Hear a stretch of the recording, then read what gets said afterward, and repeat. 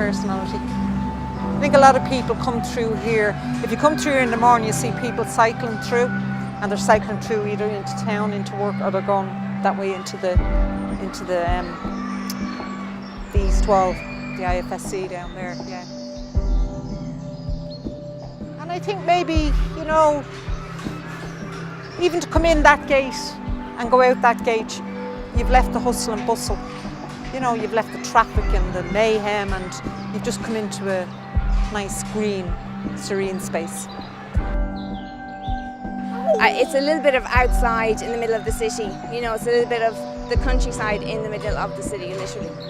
Yeah. Lovely. It's kind of a great shortcut into, you know, East Wall or somewhere like that. When you've got friends down there, you just cut through the park, and it's just a nice walk.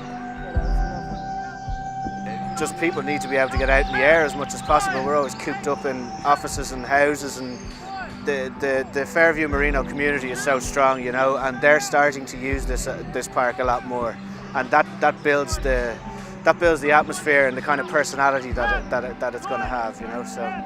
So yeah, I think it's kind of in the making at the moment.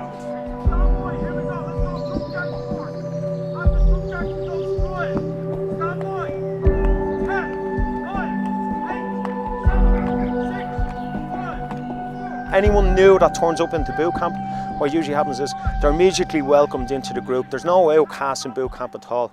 Straight away, they're straight into the group, and they're training hard. During the winter months, you could get maybe up to, you know, you could have between 15 to 20 people. During the summer classes, you could have maybe 35 plus. 90% of the people that turn up are actually females, but you could have guys turn up here, they could be 18 years old, inter-county footballers coming back off injury, trying to get that little extra edge to get them through a game. And then on the other hand, then you could have maybe a 55-year-old woman, okay, who's decided to get into fitness for the first time in maybe 30 years. So again, like, everyone is catered for. We don't go running off, no one's left behind, no one is left feeling I'm letting the group down. If people give 100%, the instructors are always going to be happy. 10, 8, 7, 6, 5, 4, 3, 2, 1. Well, I used to go to the gym, but I didn't get much out of it, so I got a Group 1 deal voucher in January. Tried it for 2 weeks, and I got addicted, so now I'm joined for 6 months and hopefully for another 6 months. It's a great crowd and helps, keeps you motivated being in a group. We encourage each other and, you know, try to work as good as the other one does, and, you know, try to put the other one after you. So we do encourage each other, so it does help, and it's a good crowd. Everybody's nice and it does help. Remember these exercises. Stand by for a quick count. 10, 9. Every single boot camp instructor will turn up an hour before the class. They will set out the session. The session that I have set out here is a session that I have not done here before, and all the other boot camp instructors would be the same. And this session here now is a session that I can probably safely say that, like, no other boot camp instructor would have done this session, but I wouldn't have done any of the other boot camp instructor sessions as well. And people have their own little tweaks. Like, I like using the poles, I like going over, under. Some guys like getting the clients out and really putting them down in it, and crawling and running and jumping and jockey backing and wheelbarrow racing and all that sort of stuff and all. But that'd be their thing. But every instructor has their you know, 10, their niche. 9, 8, 7, 6, 5, 4, 3, 2, 1. Standing up, find your partner. Let's go. Quick arm roll, then it's a drink of water. Stand by. It must have been about 5 years ago, I think I got into it. I was very unhealthy and out of shape. So I started taking up running over the winter, and a friend of mine saw this advertised and she dragged me along, and I've been hooked ever since, really. So about 5 years now. I mean, coming on a regular basis. They're no two classes the same, so 1 week the instructor might work on, you know, do a lot of running, improve your sprint work, fat deck training, whatever. Another guy might come in the following Wednesday, whatever, do a lot of core work. So you're getting a good all-round varied training as you progress, as you sort of come week in, week out. You know, the variety, I think, is the spice of life, as they say, so that definitely makes a difference. Station, partner off. recommend the guys stay together, the ladies stay together. Well, I think a lot of people, when they think of boot camp, they probably think the scary American, someone shouting at you for the hour of the class. And when they come down, they find out that it's different. And they'll see the instructors are there, they're there to motivate you, they're there to get the most out of, or get the most out of you. And they're there to push you to your max. And I think like what happens is people come down for one class, they start to see results, they start to see themselves getting fitter. One session they might do 5 press-ups, the next session they do 6, they do 10, they do 15. So they just constantly build on their fitness. There would be a part of boot camp that is social. People turn up, you get a lot of people here that live outside Dublin. And when they turn up to boot camp here, you'll hear by their accents that they're coming in and all. They're maybe working in the city, they're looking for a way to get fit. And also then they come up and it's a very social, you know, people do be talking away and they'd be saying, oh, good session tonight, are you coming again on Thursday? Why don't you avail of the free session on a Saturday morning? After Saturday then, do you want to go for a recovery run? We're going to the cinema tonight. So you'll see it's very, very social. Let's go. 10 years ago when I started, there were some people in my first class that are still really good friends of mine.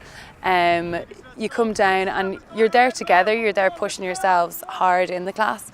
So the kind of friendships you make in the class are ones that tend to last. So, and it's not just in the class as well, it's outside of the class. You know, we might go up to a mountain session, or there could be like a surf trip or a ski trip. There's lots of other sides, or lots of other things to the boot camp and to the social side of it as well. Let's walk. Come on, let's go. There's more in there. Even when you come to a class, you see the same sort of faces regularly, and you kind of from a similar sort of area. So inevitably, you kind of meet up, sort of operate boot camp effectively off your own accord. And one of the girls from here has actually set up a Merino boot camp Facebook page, so we kind of interact with each other quite a lot on that. Organise like local meetups, just, you know, in Drumcondra or Fairview, so on. So there's a lot of Merino mayhem, as it's called, going on.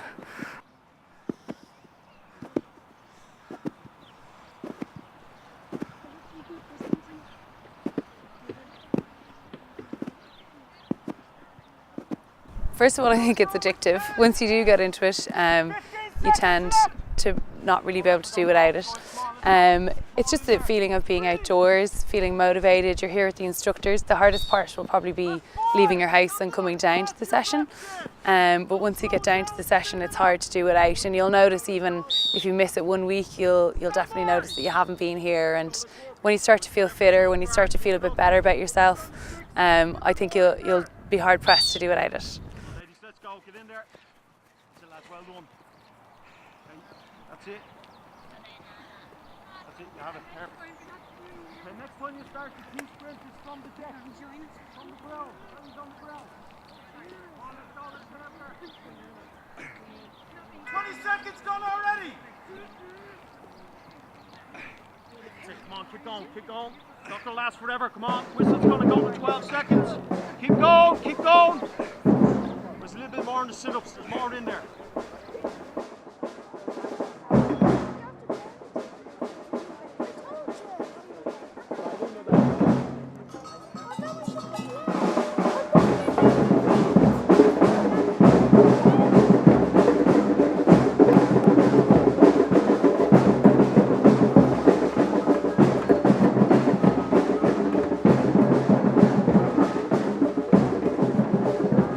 My name is Padraig de Burke. I'm living here in Fairview for 25 years now, and I'm the Vice Chair of Fairview Residents Association.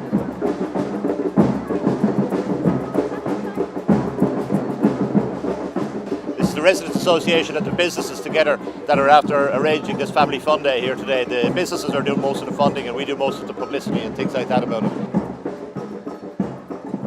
The whole idea behind it is to put a little bit of sunshine into people's lives in the dull days that we're living.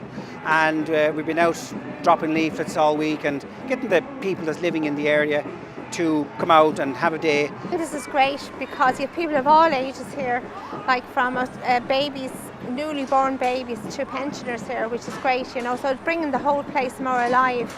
And in recessionary times, some more free people can go and talk, which is what people need to do, really, you know. So. Jimmy from Bram's, one of the local coffee shops, he's basically the driving force behind it, and he got a lot of businesses, the local businesses involved, and it's just great because you come down and you see the local kids, you know, all the local stuff. It's like the local dancing school, the local Merino Tech, and everybody's doing their little bit, you know.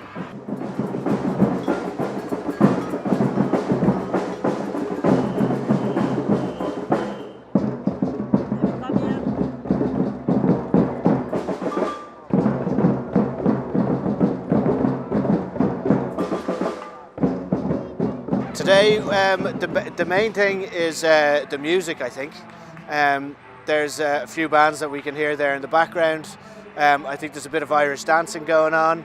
There was like a samba drum band playing earlier, so there's music there all day. Well, this is the Fairview and Merino Business Association have organised this, and it's really about bringing people together to think and shop local and do business in a local environment, you know. There's a great range from doctors, psychotherapists to small cafes, to takeaways, bank. We've got every mix here, legal profession, they're all here. So it's a vibrant living village. You know, I think thinking locally and sourcing stuff, you know, even just, you know, in very small little businesses and all that is great, because, you know, with the unemployment, a lot of companies are not taking on staff, and you have to be creative in a recession. And I think people are being, and especially young people, which is great, you know. Well, we have a fruit and vegetable shop just around the corner on St. Aidan's Park Road, the Fresh Market. We've been there about 4 years, and last year was the first family day out. Such it was organised by Jimmy, actually, next door in Bram's Cafe, who's done a great job. And it's just an opportunity for businesses to get out, put up a stall. We're just giving out free fruit all day. It's a way of saying thanks to the guys that have supported us over the last few years, and then for people to see who we are, and you know, they might come around to the shop then. I suppose my accent gives me away. I'm actually from Kerry, but I'm living here a long time, and I absolutely love Dublin. I love Fairview, Merino. I love the people from the area. They're really warm. They've always been very welcoming to me since I moved in here. This is my second business here in Fairview, and they've always been very well supported. I know a lot of them come in to slag me about Kerry football and stuff like that, but it's all done in good spirit, and I enjoy it actually. And over the next couple of years we hope to work closely with Dublin City Council and to create a village atmosphere that people will come here, do a bit of shopping, you know, and a live village that's vibrant will stay alive, and it builds the community and brings the community together.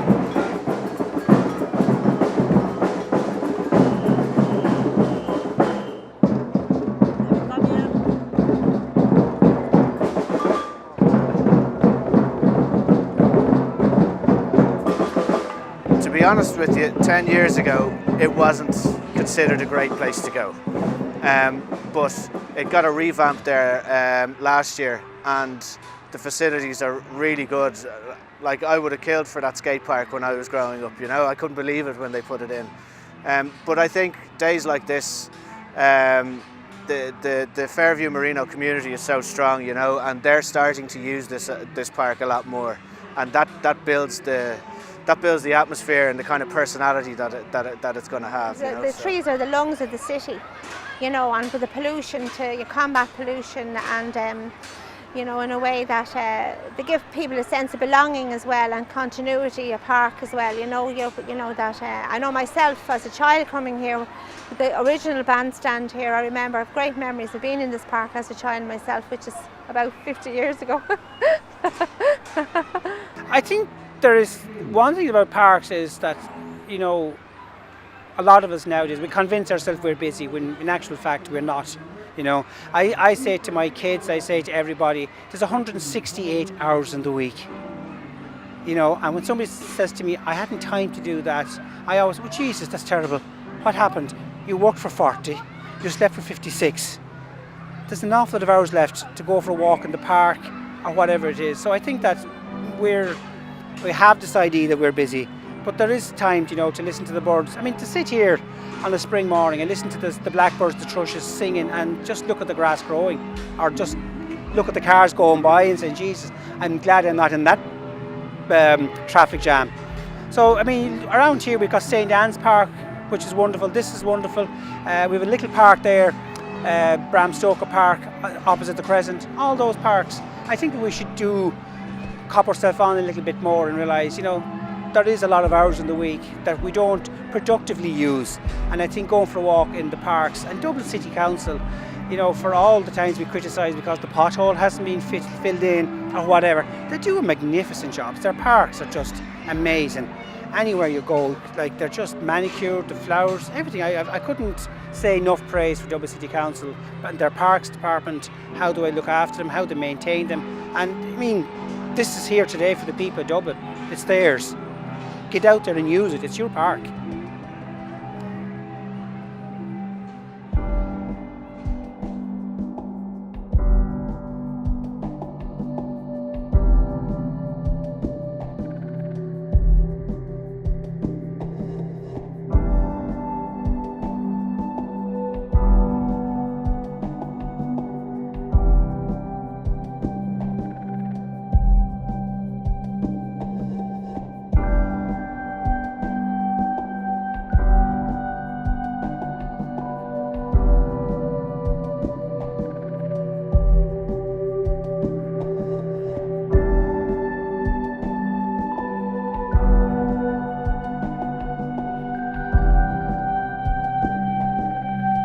Dublin is a city that has a very troubled relationship with its monuments, and over the years many statues and monuments in Dublin have been targeted. For example, Admiral Nelson on O'Connell Street.